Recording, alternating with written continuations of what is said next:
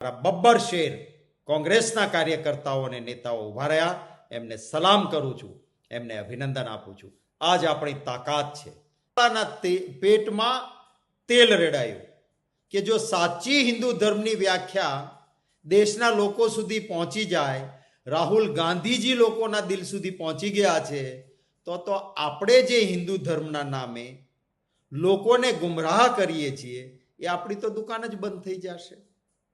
સાચા અર્થમાં જે રાહુલ ગાંધીજીએ કહ્યું કે ઉમદા હિન્દુ ધર્મને હિંસા જ્યાં સ્થાન જ ન હોય એના રસ્તે લઈ જઈને આ ભાજપવાળા એ હિન્દુ ધર્મને નુકસાન કરે છે ને હિન્દુ ધર્મને બદનામ કરે છે, ત્યારે આ વાતને ખોટી રીતે રજૂ કરવા પ્રયત્ન થયો. સોશિયલ મીડિયામાં ભરપૂર રાહુલ ગાંધીજીના વખાણ થયા, બધાએ પ્રશંસા કરી કે વાહ, ખૂબ સરસ વાત હિન્દુ ધર્મ માટે કરી છે. એને ગુમરાહ કરવા માટેના પ્રયત્નો ભાજપે કર્યા, જેમાં સફળતા તો નથી મળી. અને પછી એ ગભરાટ બોંખલાટમાં રાત્રે અંધારામાં 4 વાગે કોંગ્રેસ ઓફિસના દરવાજા ટપીને અમારા પોસ્ટરો ઉપર કાળા કૂચડા મારવાનો પ્રયત્ન થયો. એ પછી એક સોશિયલ મીડિયામાં વાયરલ થયો સંદેશો કે સાંજે 4 વાગે ભાજપવાળા કોંગ્રેસના દફતર ઉપર જઈને દેખાવો કરશે. તરત જ પોલીસને જાણ કરી હતી કે કાયદો અને વ્યવસ્થા જાળવવી એ તમારી જવાબદારી છે. પણ મારે અભિનંદન આપવા છે. રાહુલ ગાંધીજી કહે છે ને, કોંગ્રેસના કાર્યકર્તાઓ બબ્બર શેર છે. જેવી ખબર પડી કે આ ભાજપવાળા કોંગ્રેસના કાર્યાલય સુધી આવવાની હિંમત કરશે, તો અમારા બબ્બર શેર કાર્યકર્તાઓ ખૂબ મોટી સંખ્યામાં વગર બોલાવે સામેથી કોંગ્રેસ ઓફિસ આવીને અડીખમ ઊભા રહ્યા. કોંગ્રેસ પક્ષના નેતાઓ શહેરના અને પ્રદેશના દોડીને દફતર ઉપર હાજર થઈ ગયા.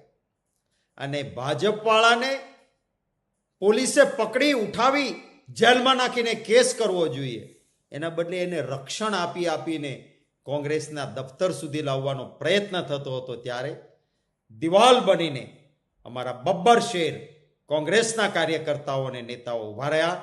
એમને સલામ કરું છું, એમને અભિનંદન આપું છું. આ જ આપણી તાકાત છે.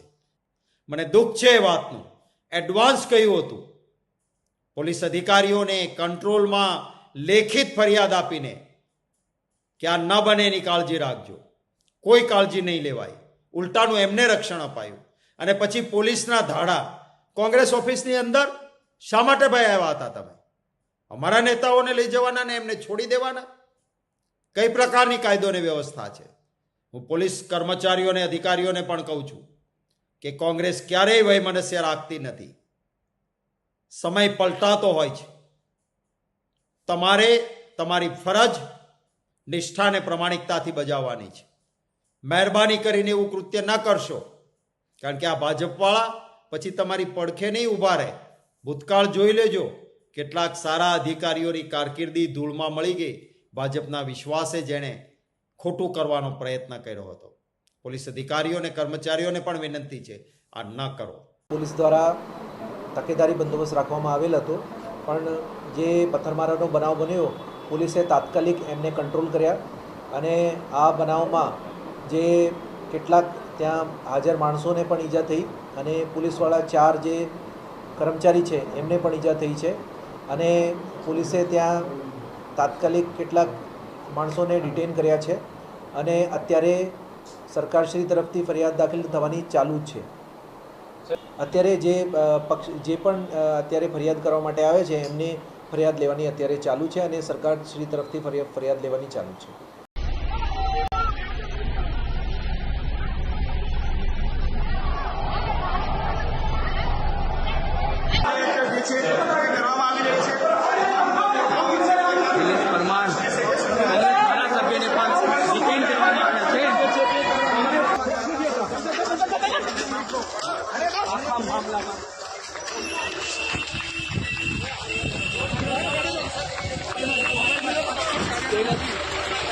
શૈલેષભાઈ સમગ્ર મામલે આપની અટક કરવામાં આવી શું કહેશો?